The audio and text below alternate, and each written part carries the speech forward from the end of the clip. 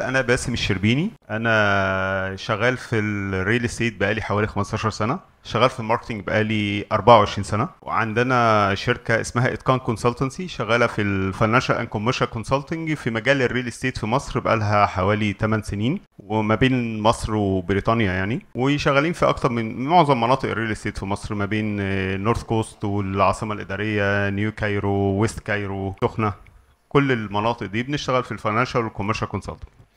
طيب، اليوم النهارده بنتكلم فيه عن موضوع بقى ترندي والناس كلها عارفاه وبتتكلم عنه، وهو موضوع البروبتك. حد عارف يعني ايه بروبتك؟ بروبتك بروبرتي تكنولوجي، التكنولوجي المربوطه بالعقارات، زي الفinتك التكنولوجي المربوطه بالامور الماليه، زي الهيلث تك التكنولوجي المربوطه بالقطاع الصحي. فالبروبتك هو كل انواع التكنولوجي المربوطه بقطاع الريل استيت او بالقطاع العقاري في العالم عامه يعني. طيب، البروبتك في الاخر هو الامبريلا الكبيره لكل القطاعات وكل الصناعات اللي لها علاقه بالقطاع العقاري، تكنولوجي انيبلد، مربوطه بالتكنولوجي. ولذلك لما بنيجي نقول ان التكنولوجي تولز اللي بتستخدم في القطاع العقاري من اول مراحله لحد نهايه تشغيل المباني العقاريه، من اول التخطيط لبناء مشروع عقاري، مرورا بالتسويق ليه، مرورا برسمه، مرورا بتنفيذه، مرورا بتشغيله، لحد ما يبقى مشروع وقائم وشغال زي المكتبه اللي احنا موجودين فيها النهارده دي. في الكوميرشال في تكنولوجيز كتيره طلعت جديده لها علاقه باليوزر اكسبيرينس. اليوزر اكسبيرينس في المولات التجاريه بقى مرتبط بالتكنولوجي بشكل كبير جدا. بقى في بعض البلاتفورمز، بعض الابلكيشن المرتبطه بالاي اي اللي بتتراك بالفيس ريكوجنيشن عن طريق الكاميرات، هو اللي داخل المول ده ولد ولا بنت، فبما انها بنت فيشاور لها على كل بالاعلانات على كل المحلات اللي لها علاقه بالبنات، والتاني يديله المحلات اللي لها علاقه بالولاد الصغيرين، يوديهم على الاماكن بتاعه الجيمنج والفود كورت وما شابه. كل ده بيبقى له علاقه بتطوير الاكسبيرينس بتاعه الكاستمرز اللي موجودين او بيتعاملوا مع الكوميرشال بروبرتيز او مع المولات التجاريه والمحلات وما شابه.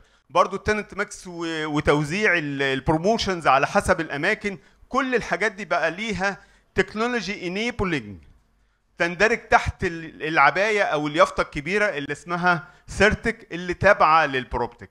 البلانتك طبعا الحته دي حصل فيها بومينج بشكل كبير جدا في الجزء بتاع البلاننج والجزء بتاع التخطيط للمشروعات ورسم المشروعات. في حد هنا مهندس الاول؟ مهندس معماري؟ ده كتير قوي.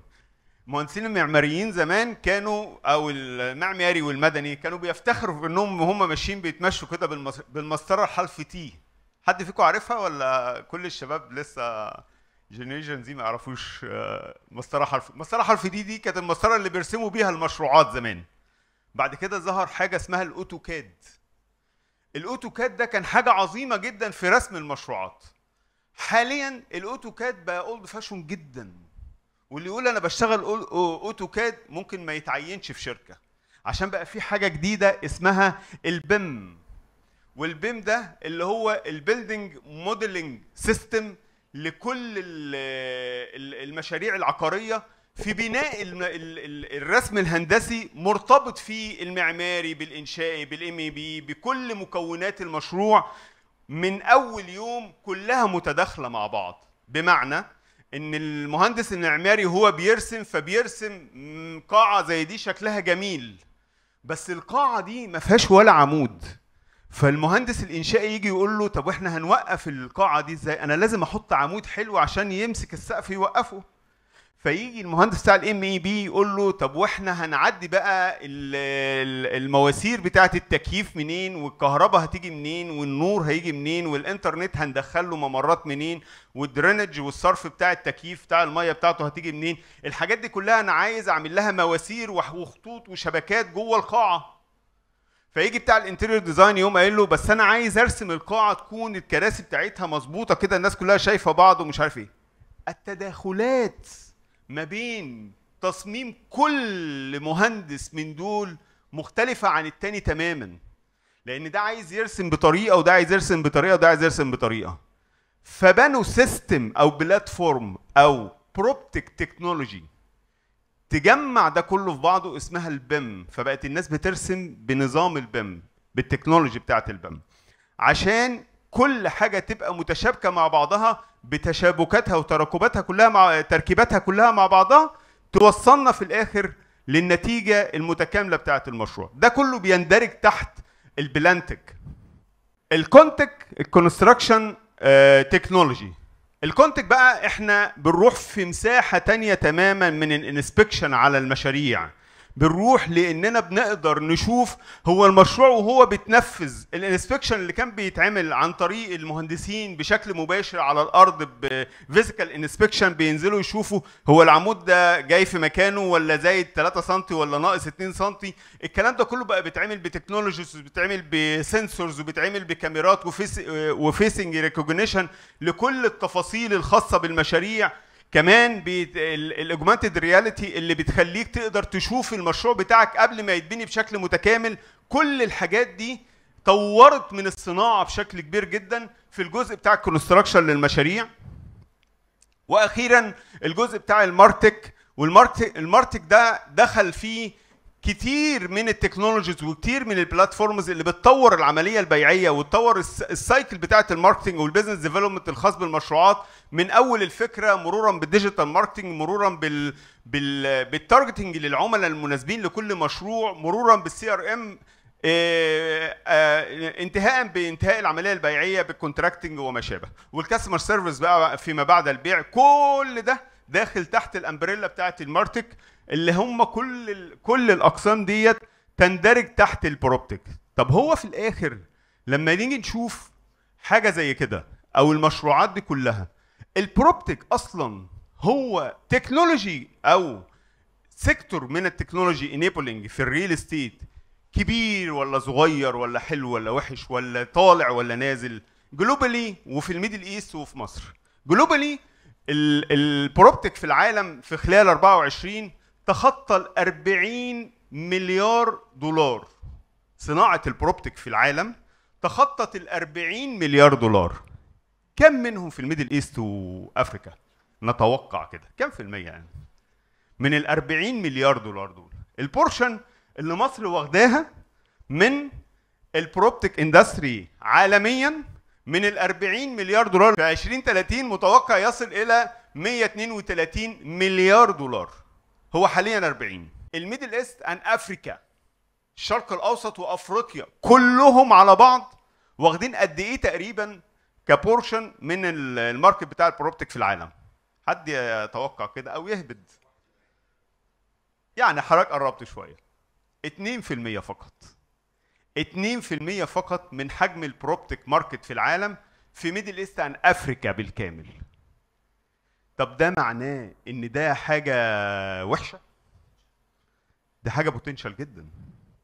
ده حاجه فيري اوبتيمستيك ان الماركت لسه جاي وبشكل كبير جدا الفتره الجايه. ماركت البروبتك في العالم بيكبر جدا، وماركت البروبتك في الميدل ايست ان افريكا في شورتج كبير جدا وفيري بوتنشال. معظم كل الامثله اللي ضربناها في البلاتفورمز اللي احنا قلناها من شويه في كل الاقسام اللي احنا قلناها تقريبا ما فيش حاجه منها موجوده. فلك ان تتخيل حجم الاوبورتونيتي عامله ازاي. النقطه الثانيه ان مصر اصلا لما بنيجي نتكلم على البروبتك ماركت في مصر بتلاقي ان البلاتفورمز ينفع نعدها على ايدينا، يعني نعد 10 12 15 بلاتفورم بكتيره. مع ان الريل استيت ماركت في مصر هو اكتر من 20% من الدخل القومي المصري. يعني ربع دخل مصر بيجي من الريل استيت. طب التكنولوجي انيبلنج للريل استيت ضعيفه جدا جدا جدا. ضعيفه جدا على فكره، مش عندنا في مصر بس. السعوديه كان فيها حجم الانكريز في البروبتك في السعوديه السنه اللي فاتت كان 40 مليون دولار تقريبا. في البروبتك في السعوديه اللي هي بومينج في التكنولوجي جدا، حجم الانكريزنج في البروبتك اندستري او البروبتك انفستمنت في السعوديه في 2024 كان تقريبا 40 مليون دولار. طب حجم الزياده في الفنتك هناك قد ايه؟ 800 مليون دولار. 40 مليون دولار في البروبتك، 800 مليون دولار في الفنتك. انتوا متخيلين بس قد ايه البروبتك لسه فيه كتير ينفع يتعمل فيه؟ لسه فيه بوتنشاليتي عاليه جدا جدا على مستوى مصر وعلى مستوى الميدل ايست في السكالابيلتي بتاعت اي مشروع تكنولوجي انيبلنج لبروبتك اندستري. ففي الاخر احنا في مصر الريل استيت ماركت هو ماركت حقيقي، ماركت كبير جدا. مصر فيها 115 مليون تقريبا، 100 جوه مصر وفي 15 بيلفوا حوالين العالم. ال 115 مليون كلهم بيحلموا، او ما فيش في مجموعه شباب ما بيحلموش، لكن اول ما بيكبروا شويه بيحلموا يبقى عندهم البيت، صح؟ في جينات المصريين ان هم دايما يحبوا يشتروا البيت. فلذلك مصر ماركت حقيقي للريل استيت. 2، مصر فيها ديماند عالي جدا جدا جدا على الريل استيت. طب اصل احنا برضو مش كل الناس بتعرف تشتري ريل استيت، الريل استيت بملايين. يعني كام؟ 1%، 2%، 3%. ال 3% دول ممكن يكونوا قد 6 7 دول عربية حوالين. فإذا مصر فيها ماركت كبير جدا. النقطة الثالثة إن مصر كمان استثمرت الفترة اللي فاتت في خلال 10 سنين اللي فاتوا في أكتر من 35 مدينة جديدة بيزد اون الانفراستراكشر بتاعت الجيل الرابع. 35 مدينة جديدة، العاصمة الإدارية الجديدة والمنصورة الجديدة عشان أنا من المنصورة، ودمياط الجديدة وبني سويف الجديدة والسويس الجديدة، في 500 جديدة حصلت، صح ولا لأ؟ ولذلك مصر انتقلت من إن هي كانت على مدار تاريخها الرقعة العمرانية في مصر عبارة عن 7% من مساحة مصر. يعني مصر كل المصريين كانوا عايشين على 7% من مساحة مصر فقط، اللي هم حوالين النيل. حد كان دارس دراسات واحنا صغيرين كانوا بيقولوا لنا كده، احنا كلنا عايشين حوالين نهر النيل فقط من فوق لتحت. دلوقتي الرقعة العمرانية في مصر في ال10 سنين اللي فاتت تضاعفت من 7% ل 14%. 14% يعني مصر اتعمل منها مصر تانية، صح ولا لا؟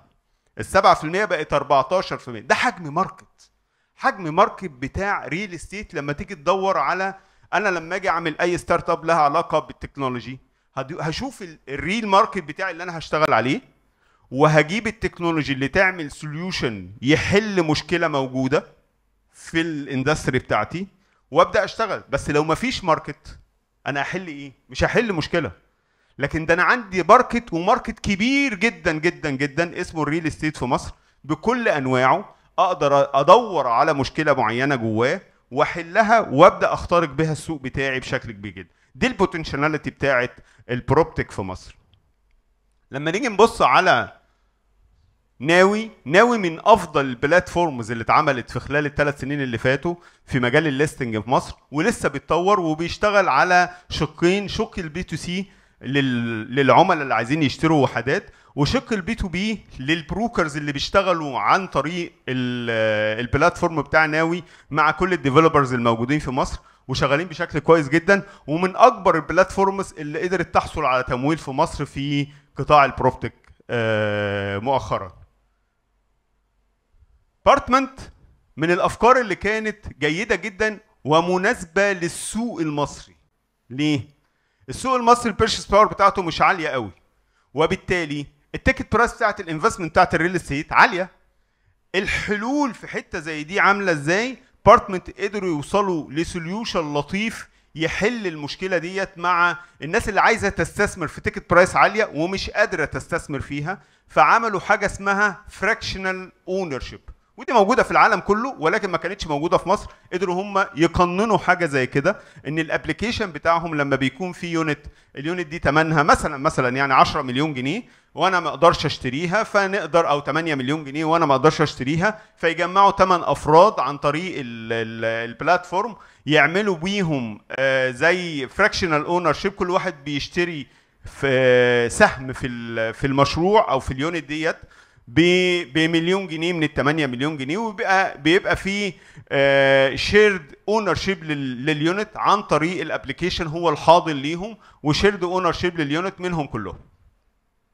ومن الحاجات الناجحه جدا وشغاله. وفي زيه حاجه تانية اسمها سكون، شغال على الوحدات الساحليه، وقدروا يطوروا كمان من البلاتفورم بتاعهم بعد كده. بعد ما تشتري احنا نقدر ان احنا نعمل لك بروبرتي مانجمنت ونشغل لك سيرفيس ابارتمنت للوحدات، وبعد كده نأجرها ونعمل ريفينيو شير ونكسب الناس اللي اشترت. فبدأ يكمل السايكل بتاعته، البلوك تشين بتاعه الانفستمنت بتاعه اليونت بتاعته بشكل كبير جدا. احنا اتكلمنا على الديماند بتاع السوق المصري في الريل استيت، والديماند في السوق المصري في الريل استيت بيزيد بمرور الوقت دايما. يعني احنا لو جينا نبص على القطاع الساحلي مثلا، مصر في خلال الصيف اللي فات ده، اكيد كلكم رحتوا الساحل عمل اكبر ارقام مبيعات في الريل استيت في تاريخه.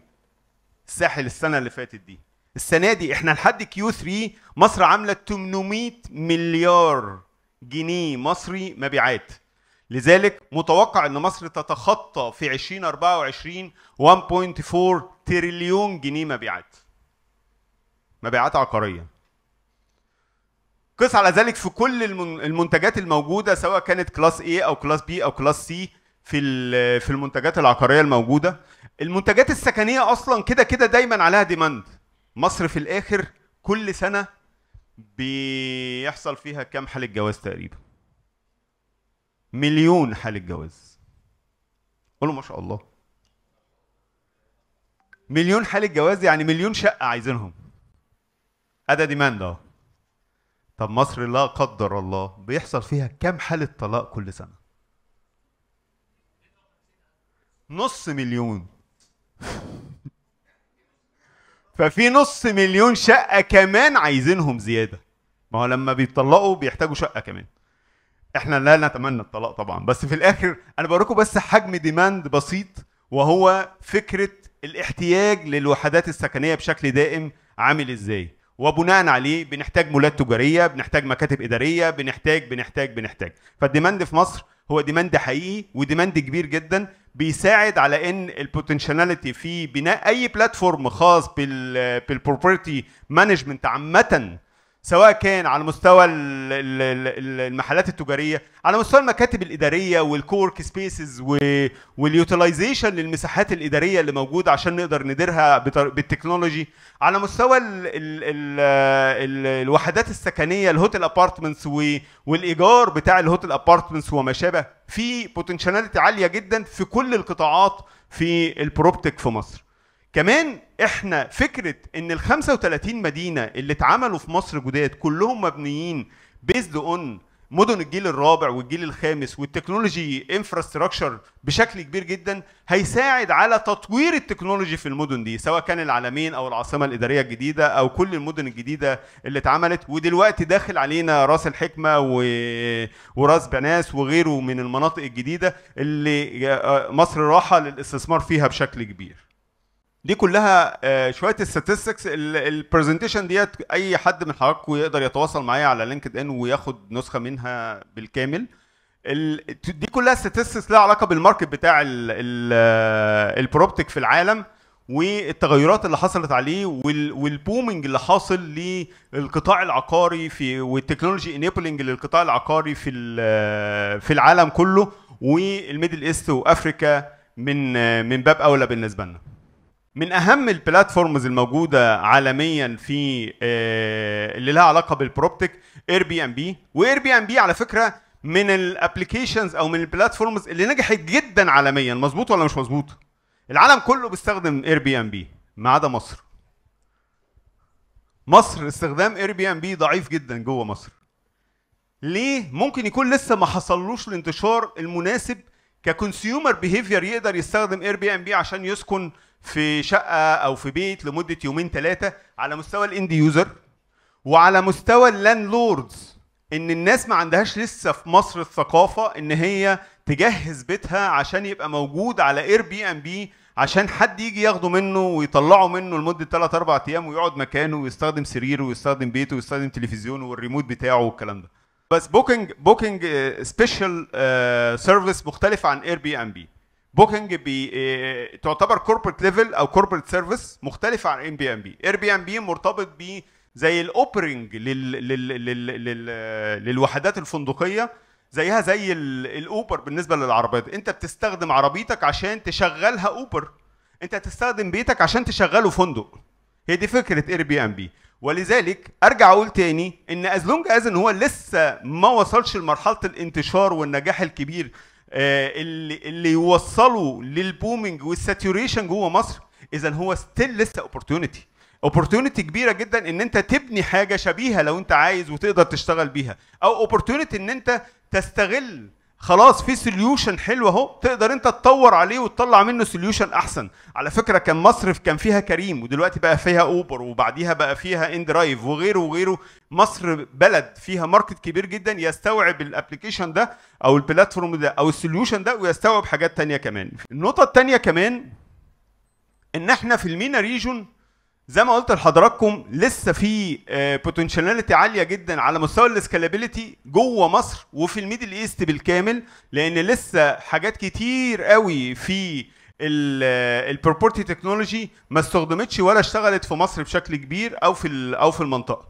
ايه الادفانتج اللي هتعود على الستيك هولدرز بتوع العمليه او تنفيذ التنفيذ في القطاع العقاري كله؟ عندنا في بروكر، وعندنا انفستور، وعندنا ديفلوبر، وعندنا اند يوزر. فاحنا ناخد واحد واحد كده، هنلاقي ان البروكر بالنسبه لنا من الحاجات اللي بتفيده جدا في البروبتك والبلاتفورمز الخاصه بالتكنولوجي للبروكرز او شركات الوساطه العقاريه. اول حاجه طبعا الجزء بتاع الماركتنج، يعني الناس اللي شغالين في البيع عن طريق التليفونات، بيجي لكم تليفونات عقارات كتير صح؟ يقدر يشتغل ينظم العمليه ديت في تنظيم الداتا اللي بتجيله ويشتغل عليها ازاي. يقدر يشتغل على الداتا دي بطريقه الاي بي ام او الاكونت بيز ماركتنج. لما يجيب بلاتفورم خاص بالسي ار ام او المانجنج للداتا بتاعته عشان يشتغل على العملاء بشكل في كونكريت دايركتنج تارجتنج ودايركت كونتاكت معاهم بشكل مباشر. انا هجيب الداتابيز، اجيب اي سوليوشن او تول بروبتك لا مرتبطه بالاي اي، اربط الناس بتوع الدكاتره على جنب، والناس اللي من اسكندريه على جنب، والناس اللي من المنصوره على جنب، والناس اللي من القاهره على جنب، والمهندسين على جنب. بعد كده هبدا اديهم تارجت مسجز عن طريق الايميل وعن طريق الواتساب وعن طريق الاس ام اس بنفس الرسائل اللي يقدروا يفهموها ويستوعبوها، اللي بيتكلموا عن المشروعات اللي تناسبهم هم. بعد كده يقدر يعمل ايميل اوتوميشن للمسجز اللي بترد على العميل، ويتراك العميل ده فتح المسج ولا لا، حطها في التراش ولا لا، طبعها ولا لا، عنده استفسار عنها، وقف على الايميل ده فتره قد ايه، فيقدر يشوف هو انترستد ولا لا، وبعد كده يبدا يتواصل معاه بشكل مباشر عشان يقدر يبيع له. كل ده تطوير في علاقه البروكر بالعميل بالمشروع اللي هو بيبيعه. دي كلها تولز هتساعده. كمان الحته بتاعت الكونتراكتنج والبوكينج وما شابه، والافشنسي في التكلفه بتاعه الشغل بتاعه بشكل كبير جدا.